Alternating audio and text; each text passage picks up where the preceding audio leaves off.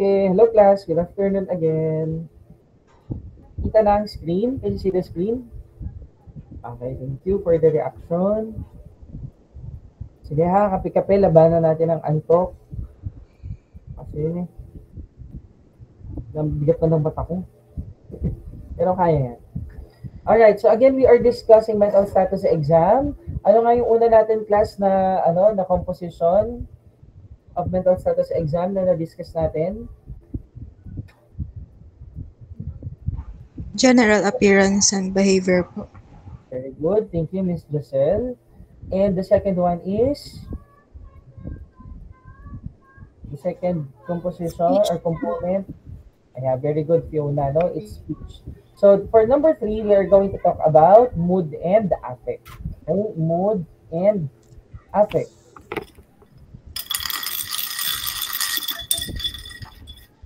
Malamig ba yung yellow dyan, Miss Fiona? Ay, sorry po. Hindi ko pa. Ramdam ko yung init kasi yung yellow tumutunog Thank you. Sabi ni Fiona, sasagot muna ako para pwede na akong magtimpla. Feeling ko juice ang ititimple. Anyway, let's talk about mood and affect. No, pag sinabi nating mood and affect or affect, pag sinabi nating affect, it is the outward expression. Ano ang nakikita mo sa mukha? Ano ang nakikita mo sa ini-express niya of that person's current feeling or state? Pag sinabi naman nating mood, or mood, that is sustained emotional state, ano yung nararamdaman niya? Again, pag sinabi nating mood, this is subjective. So, pag sinabi nating affect, this is objective kasi ito yung nakikita natin sa expression ng tao. No? So, in addition to non-verbal mood observed, the patient is asked about present mood. So, this is recorded as subjective affect kasi ito yung nararamdaman niya. At kapag naman observed emotional change, it is described as objective affect. No? Kung ano yung nakikita natin. Ay, ulit. Affect. Pag sinabi nating affect, expression. Pag sinabi nating mood, this is subjective feeling. Ano yung kanyang emotional state? Ano yung kanyang nafe-feel? Next. Pag sinabi nating mood, it can be described as relaxed, happy, anxious, or angry. It can be depressed, hopeless, or hopeful. Pwede ding apathetic, euphoric, euphemic, or normal, or even mood. Pag sinabi natin euphemic, or pwede ding elated, irritable, fearful, and silly. So mood is described as general warmth or euphoria, elation, and exaltation and ecstasy in mania. No? Anxious and restless in anxiety and depression. No? Kapag yun naman ang sakit. Di ba meron nga tayong tinatawag class na bipolar. Bipolar is a mood disorder, no? Wherein the patient oscillates from a period of manic episodes and depressive episodes. So kapag mania, nandun ka sa part ng mania, masyadong parang hyper ngayon itong patient. So we can describe it as warmth, euphoria, elation, exaltation, and ecstasy. Kapag naman anxious and restless, depression. Pwede ding sad, irritable, and angry and despair. Kapag naman, pwede ding shallow, blunted, indifferent, restricted, inappropriate, and labile in schizophrenia, and anhedonia may occur in both schizophrenia and depression. Pag-usapan natin yung isa-isa.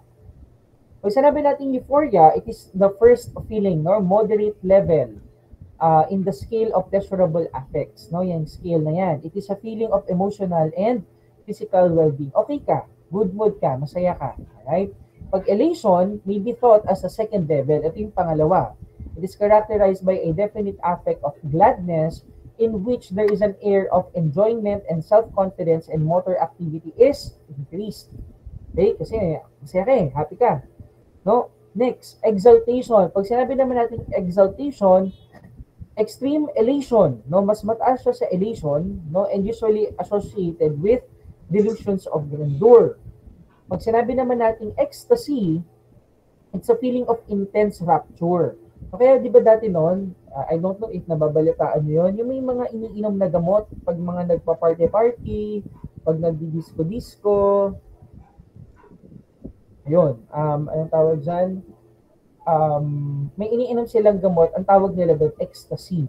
Bakit? Bakit sila nagtitake noon? Kasi yung mga nagla-like, ano ba to? Makarelate? Joke lang. Hindi. Okay, very good.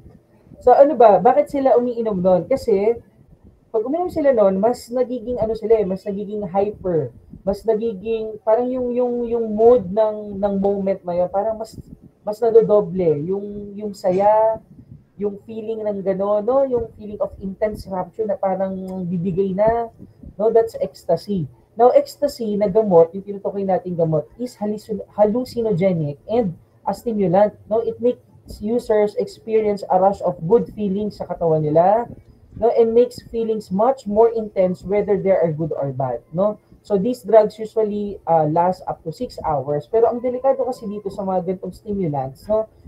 Kapag hindi na kaya ng katawan mo yung effect niya, it can cause seizure, no? Brain swelling, possible brain damage, and even death. Kaya may mga namamatay dyan. Kaya ako ha, mag-iingat kapag mga napunta sa mga ganyang lugar kasi we never know. Baka mamaya yung kausap mo, na-meet mo lang doon, nilagdagan na ng kung ano yung iniinom mo, something like that. So you need to be extra careful. Okay? Next. Mood swings. Pag sinabi naman natin mood swings, no, oscillations between periods of euphoria and feeling of depression and anxiety, no, pabalik di ba yung swing nag-swing, no, back and forth. So ganun din kabilis yung pagpapalit ng moods niya, no, papalit-palit from period of euphoria and anxiety and depression. Okay? So, ambivalence. Pag sinabi naman natin ambivalence, it refers to the coexistence of emotions, attitudes, ideas, or wishes towards a given object or situation at the same time. Or in simple words, there is an existence of two feelings, sometimes opposing feelings, no, na may mga taong depende sa sitwasyon depende sa nagti-trigger, they can feel sadness but at the same time happiness, no, at the same time at that specific moment or period, no, or scenario. So yung sobrang galit pero masaya din siya, yung sobrang lungkot pero sobrang galit, di ba? Yung mixing of emotions, ang tawag doon is ambivalence. Okay? Next, affect. Pag sinabi naman natin affect, again, no, it's the outward emotions, no? This is the feeling tone or pleasurable or unpleasurable that accompanies an idea. Okay? So how are we going to describe it? Pwedeng shallow or inadequate affect, no? Emotional flatness. Pwede ding inappropriate when the emotion does not correlate with the stimulus. For example, napagalitan ka ng nanay mo, no? Or na-grounded ka, no? So ang iyong mood malungkot, no? Kasi or disappointed, something like that. Pero ang affect mo, nakangiti ka, masaya ka. Is that appropriate? Siyempre hindi. That's inappropriate. O kaya naman ay nagigrieve. Ito common, yung mga dysfunctional grieving. Nagigrieve, no? May nawala na someone na important in the family or in the relatives, malungkot ang mood, no? Despair, pero yung pinapakitang affect is mali iba. It does not coincide with the mood. So there can be a problem, no? It does not correlate with the affect and with the mood, no? So there can be a problem, no? Tawag natin doon inappropriate affect. Pag naman sinabi nating labile changes, changeable, meaning pabago-bago. Pag naman sinabi nating blunted affect, there is a severe reduction in emotional reaction, no, bawas, no, hindi siya all out yung pinapakitang affect. At kapag sinabi nating flat, no ano talaga, absence of emotional reaction. Okay? Pag naman apathy, dulled emotional tone associated with detachment or indifference. Kapag pleasurable affects, no, it occurs in a manifestly inappropriate setting, it is indicative of mental disorder. So kapag yung mga yan ay tawag dito, nakikita natin, na-observe natin sa isang tao, pero hindi siya tugma sa kung nasaan yung setting, kung ano yung nangyayari dun sa specific scenario, then there can be a problem. Halimbawa, nasa lamay, malungkot, kapamilya mo ang nawala. Ito, tawa ng tao, masaya ka? Is it normal? The stimulus is, normally, the person will react in a sad way. No, the affect will be pwedeng shallow, inadequate, or blunted, or talagang kita mo na malungkot, pero ikaw masaya ka. Or yung tao pala, sorry, is, yung tao is masaya, tawa ng tawa. kita mo na masaya yung pinapakita niyang outward emotion, is that something na appropriate? Of course not. No? So it can be an indication of mental disorder, but of course, just an indication, no? Siyempre kailangan pa nating i-diagnose, right? So again, that's only a part of the assessment. Ito, kilala niyo yan? Kilala niyo yan? Si Jacqueline Jose, di ba pumanaw na siya? So, common to sa mga review center, binabanggit nila yan. Kasi si Jacqueline Jose, siya ay yung example ng actress na may blunted affect. Kapag nagsabi siya na ang saya-saya, pero hindi nakikita yung all-out na saya sa face niya, sa kanyang emotional expression. No, yan, common yan sa mga review center. Ang saya-saya. Next, now, ano ang nursing intervention natin? No, kapag halimbawa yung mood and affect is may mali, no, or hindi tugma or hindi clear sa atin. So you can comment, you can confront, you can give insight and focus on the feeling tone. No, I can feel that you are feeling sad right now. With what are you saying? Is this because of this situation? Can you tell me more? Kaya, tingin ko mukhang hindi ka masaya sa nangyayari. Pwede mo bang ikwento sa akin kung anong nararamdaman mo? No? You try to validate. Baka naman kasi may reason bakit ganun yung pinapakita ng emotion. No? Bakit kahit malungkot yung scenario, masaya siya. Baka naman may pinanggagalingan. Or at least you can validate kung meron bang pinanggagalingan or wala. Kasi kung wala, there's a problem. Okay? You can validate and present reality. No? So those are our nursing intervention. Alright, number 4, thoughts. Kung sinabi nating thoughts, anong i-assess natin sa content ng iniisip niya? Stream and form of thoughts, no, overlaps with the examination of speech. Nabanggit ko nga kanina. Kasi kung ano yung sinasabi, ibig sabihin, that's the content of the thought. No, spontaneity, productivity, flight of ideas, poverty, or content of speech, thought blocking. No, yan yung mga usapan natin. Continuity of thought is assessed. Spontaneous ba? Whether the thought processes are relevant to the questions asked. Now, pag sinabi natin disturbance of thought or association or looseness of association, the flow of thought may become seemingly haphazard, purposeless, illogical, confused, incorrect, abrupt, and bizarre. Pwedeng magulo yung iniisip ng tao. So this phenomenon is most conspicuous in schizophrenia, lalo yung mga paranoid type na schizophrenia. Yun. In fact, sabi dyan, Bleuler, si Bleuler is the person who coined the term schizophrenia, regarded disturbance in association as one of the fundamental symptoms of the disease.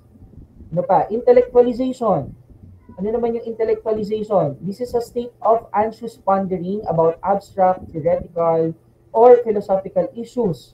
No, it is a flight into intellectual concepts and words that are emotionally neutral in order to avoid objectionable feelings or impulses. In short, in short term, or in short word, in simpler words, ginagamit ng isang tao yung sarili niyang talino, yung sarili niyang knowledge to justify things without while removing the emotional side.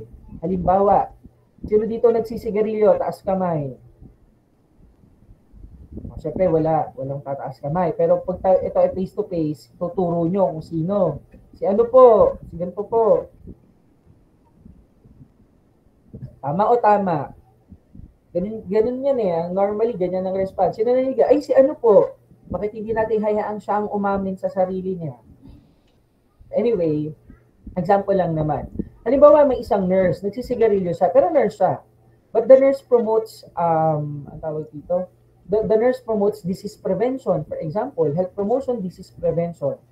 Now, the question siya, how are you going to promote healthy lifestyle if you yourself smokes? Kung ikaw mismo nagsisigarilyo, how are you going to promote? So, paano escape niya doon? Yung ego ng isang tao matatamaan eh. Intellectualization is also a ego defense mechanism. Matatamaan yung ego niya, yung sarili niya. So, ang tawag doon, intellectualization.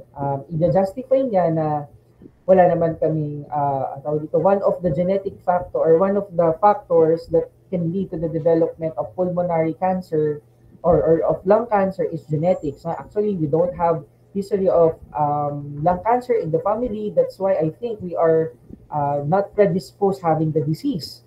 No? So that the person will use theoretical, philosophical, abstract, and even scientific concepts just to justify the deed or the act, no? While removing the emotional side. Hindi ako mako-caught off guard kasi kaya kong i-justify yung sarili ko. Nagigets niyo ba ako, class? Intellectualization. Kapag gumamit ka ng mga highfalutin terms, mga terms na hindi naman nauunawaan ng ordinaryong nilalang, no? Tapos diniscuss mo yon, so parang mapapaniwala mo sila. That's a form of intellectualization, no? Abstract, theoretical, scientific, philosophical knowledge ng isang tao, no? So that's intellectualization. Nagets niyo ba yon? Gets, class? Alright, thank you for the reaction. Nicole, Sheena, Christian, Christina, ito na nahabol. Ayan, may mga nakikinig pa naman out of 98. Ayan, thank you so much. Next, incoherence.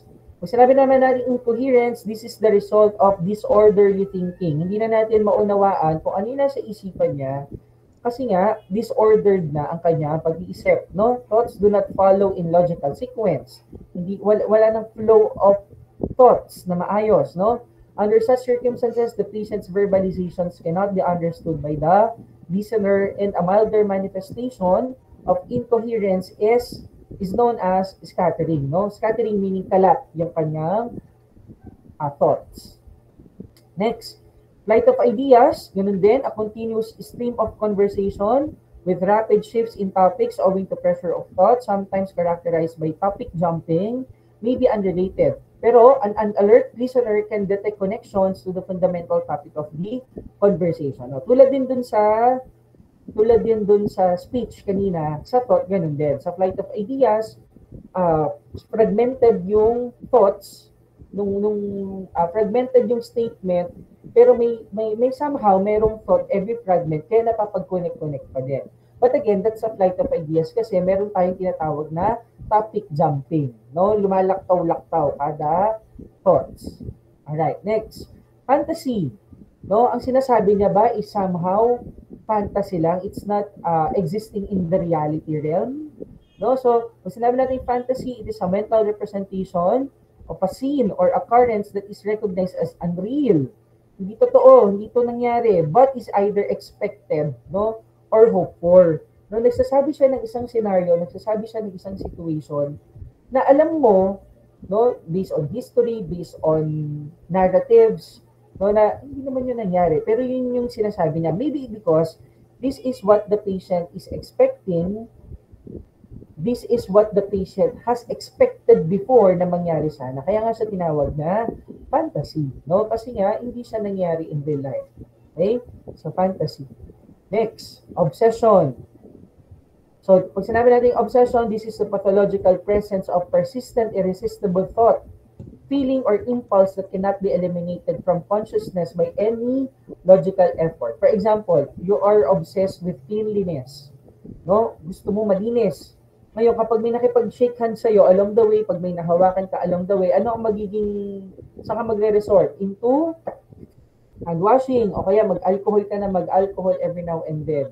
So, pag sinabi natin obsession, ang tawag dito, pag sinabi natin obsession, it's in the thoughts, it's in the mind, no, na naandyan yung iyong obsession na gustong-gusto mong isatisfy yan. Nagkukos kasi yan ng anxiety. Ano pa ba example niyan? Cleanliness, safety, security.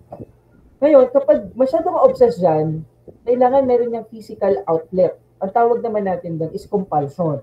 So, kung ikaw ay obsessed with cleanliness, ang gagawin mong ang compulsion mo to perform hand washing. O kaya naman, mag-alcohol ka na mag-alcohol every now and then. Now, kapag yung obsession mo and compulsion mo hampers your activities of daily living, it becomes a disorder. No, yun yung tinatawag nating obsessive compulsive disorder. Question, comment your answer. Shall we prevent the compulsion of the patient? Pigilan ba natin ang compulsion ng patient? Yes or no? Comment your answer kung nakikinig ka pa ngayon. Shall we prevent or shall we stop the patient performing his or her compulsion? Comment your answer. Uy, nag-iintay lang ng unang sasagot para susundan. Oh, no, but minimize. No. Okay? Puro no. Wala mag-yes.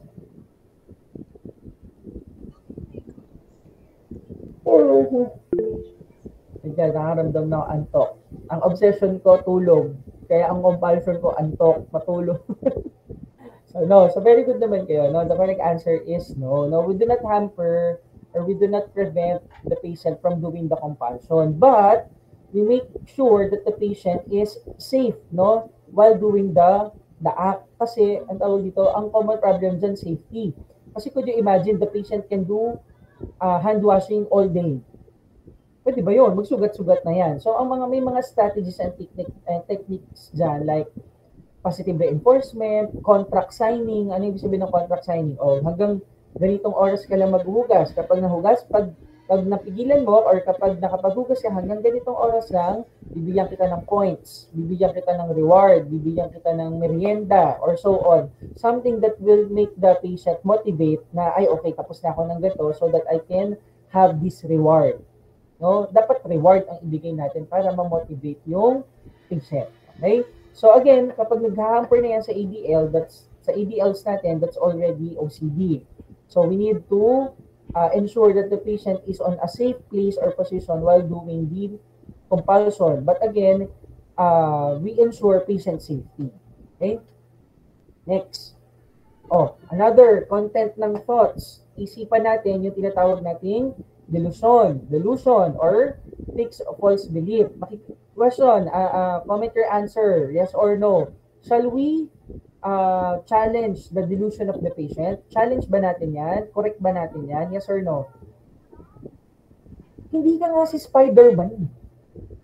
Hindi ka nga si Spider-Man. Si Barbie ka. Diba? May pagtalo ka ba dyan?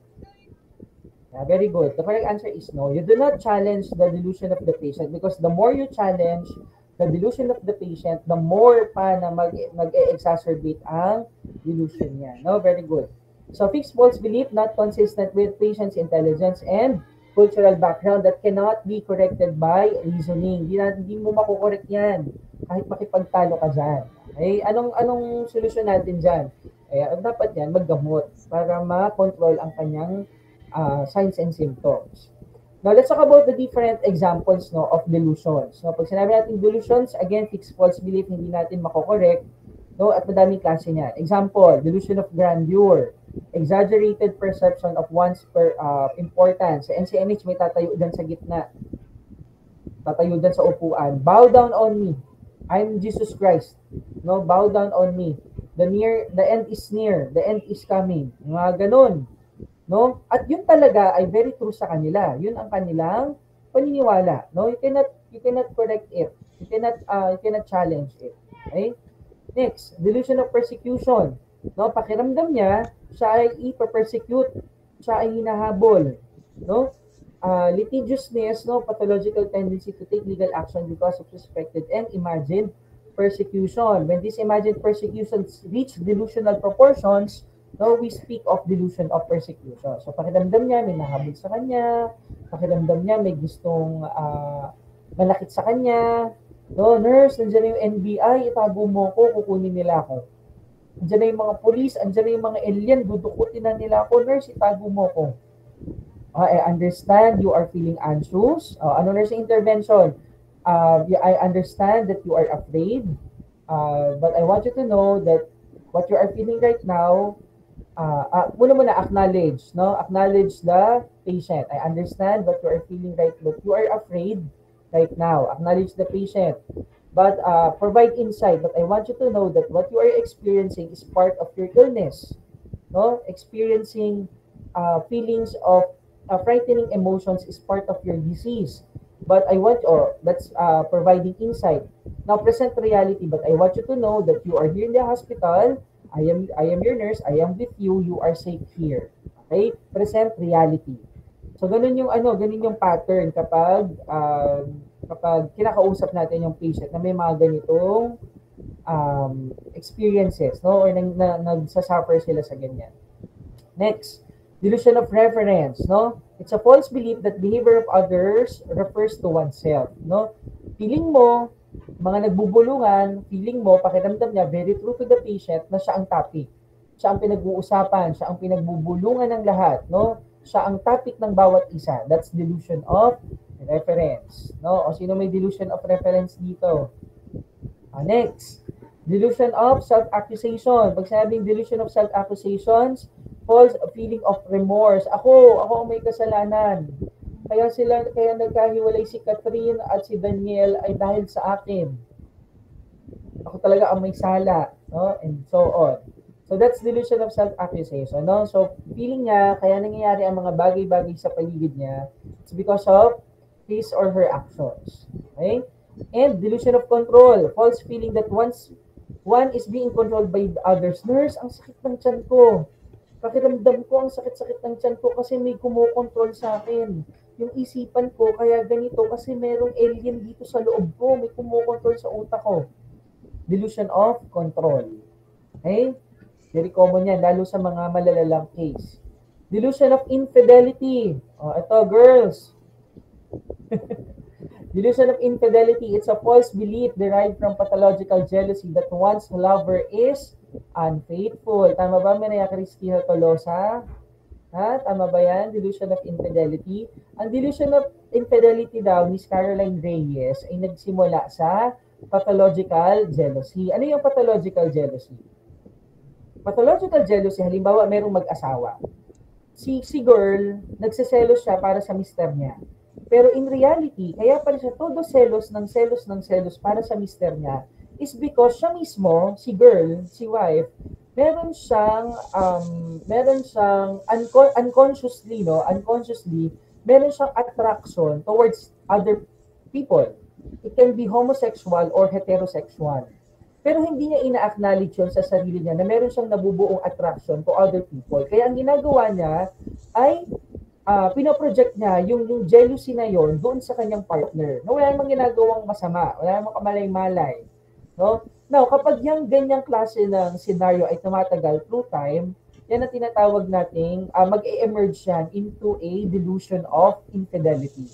Now, feeling mo, yung kapartner mo ay unfaithful sa iyo, but it came from pathological jealousy na ikaw mismo unconsciously ay meron kang attraction sa ibang tao. Can be homo or heterosexual. Okay, so yun. That's delusion of infidelity. And I think last one, paranoid delusion or delusion of persecution over suspiciousness leading to persecutory delusion. Kaya class, no, sabi, ang pag-aaral, stressful childhood can lead to delusion. So stressful childhood can contribute to delusions when the children become adults. Kaya, ang pag-aaway ng mag-asawa, hindi naman yan, it's not uncommon. Common yan eh. That's part of married life, no? Sabi nila, hindi ko pa naman na-experience, but that's part of married life. But the problem here is, pag may bata, huwag niyo makakita sa bata, mag-aaway.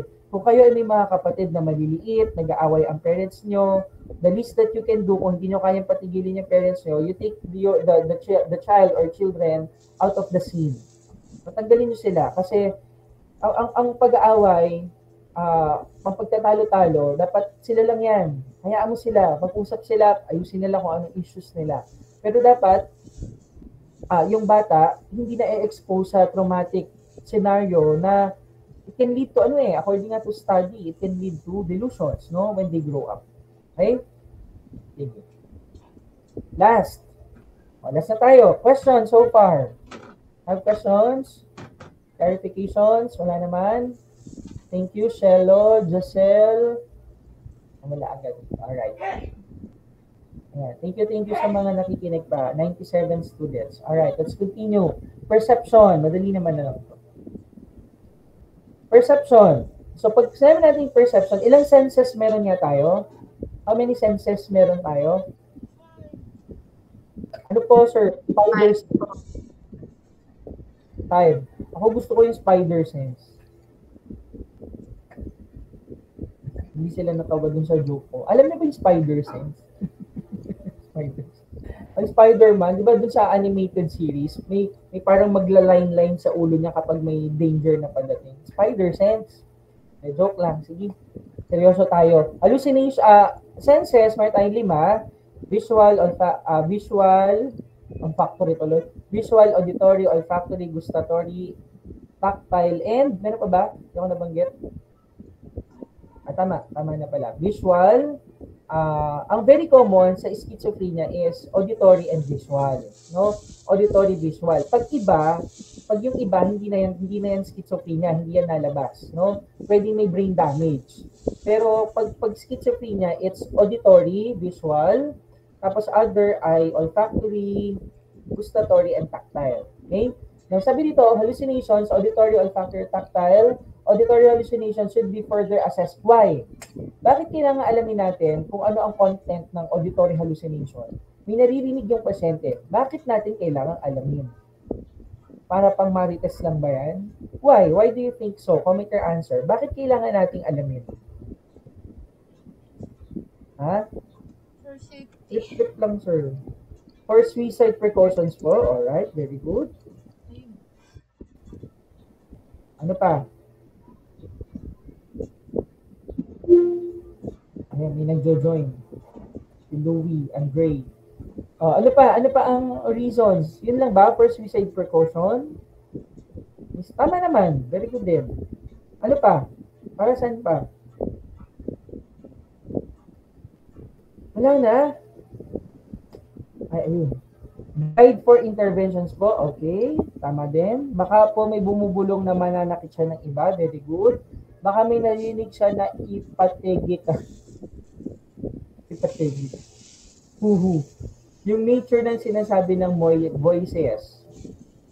Okay. Tama. Very good. Ano ba yung nature? Bundok ba yan? Joke lang. Forest ba yan? Nature eh. Ano pa? Tama naman yung mga answers niya. Very good naman. Ang bigat na lang ng mata ko. Anyway, sige, sagot na natin. Tama yan, yung mga sinagot nyo. It can serve as guide for future intervention. But aside from that, safety. For safety precaution.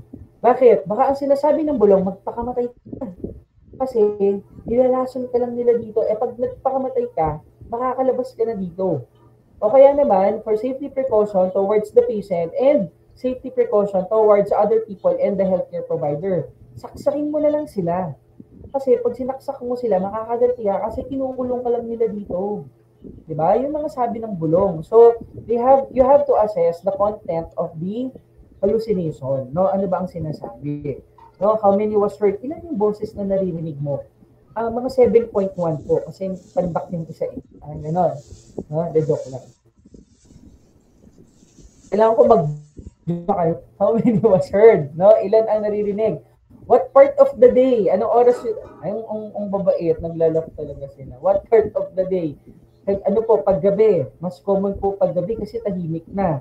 Pag tumahimik na, ayan na, nandiyan na po sila. Naririnig ko na sila. Ano yung naririnig mo? Male or female? Yung isa po ay mukhang transgender. Hindi, ano po, lalaki po yung naririnig ko, mama, ganyan, and so on. No? Transgender. Are the voices talks about the patient or talking with him or ano ba yung naririnig mo? Nag-uusap-usap sila?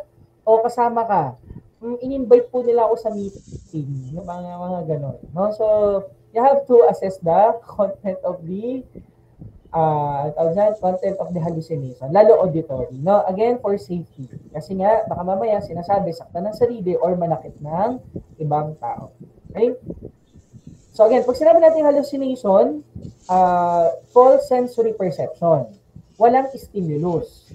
No? Pag sinabi natin illusion, false sensory perception with stimulus. Tulad yan, apple yan, pero ano nakikita nyo? Ano nakikita nyo? Butterfly. Yeah, very good. Butterfly. No? Yung mga ipis, no? Pag gabi lumilipad, feeling butterfly. Kung lumipad, nakakabuisit, sarap sinilasin. No, yung mga feeling butterfly na ipis. So again, pag illusion, may stimuli kasi may something, may bagay na misinterpret lang natin kung paano natin siya nakikita or kung paano natin siya na-perceive. No, bawa, may hawak akong lapis, ang tingin mo, kutsilyo, sasaksakin kita. That's illusion. Pero pag hallucination, wala namang stimuli, pero may nakikita ka na wala naman, it does not really exist in the reality. Right? So, yun. Okay, it's 3:09. Any questions, class? Questions, clarifications, violent reaction? Yeah. So, kung wala, I think that's it, no? Natapos din ako sa 6 kanina. So, next week, we are going to continue our discussion no, for cognition and judgment and insight. And then after cognition, judgment, and insight, madadali na lang naman yan, we're going to talk about the psychiatric interview. Okay? Psychiatric interview. So pag-usapan natin paano ba tayo nagko-conduct ng interview sa isang psych patients, ano yung mga point for consideration natin sa kanila. Okay? Sige. So, let me just close this one. So, if there are no more questions, one of the requirements ko, ginagawa ko kapag online class is mag-picture. Kasi kailangan namin mag-up. Di nga ako nakapag-time in kanina na wala sa isip ko. May pinakil nga pala. So, mag-picture muna tayo with section B. Section B, anyone from section B, can we take a picture? Tapos class, may nag-video, ay tama ba? May nag-video recording. Baka pwede naman ako makahingi ng link. Ay, si Shelo, tama. Shelo, pahingi naman ako ng link, ha? Okay po, sir. Thank you so much. Ano ginagamit mong app pang record? Sa laptop po, sir. Yung OBS Okay. Studio. Pati malaki yun kasi kung ilang oras tayo tumakbo, parang gano'n. Opo. Pero dinalawang video ko po, sir, yung part 1 kanina. Very good. Hindi mo na ni-record yung showtime. Hindi na po. Okay, sige. Thank you, Shelo. Pahingin na lang akong link ha para ipopost ko sa Pinnacle para dun sa mga absent, mga hindi umattend para maka-hook up din sa discussion natin. Okay? So, section B, can we take a picture? Can you open your camera, please? Maraming salamat sa mga nag-participate. Ito na si Sheriel. Close pa. Let's take a picture. Section B, Sheriel. Yung ano oras na dyan, parang ang dilim pa din. May pagka-bumper ka ba? Wala naman. Alright. Ay, Fiona, ligo-ligo ha. Althea, ligo-ligo. Christina. Ano ka nakaligo na si Christina? Caroline. Andyan na yung airplane. Accent. It's a tie, don't worry. Real. Ligo-ligo. Giancarlo, thank you. Sabi ni Corin, naligo na kaya ako siya. Teka, lilikitan ko lang ng konti.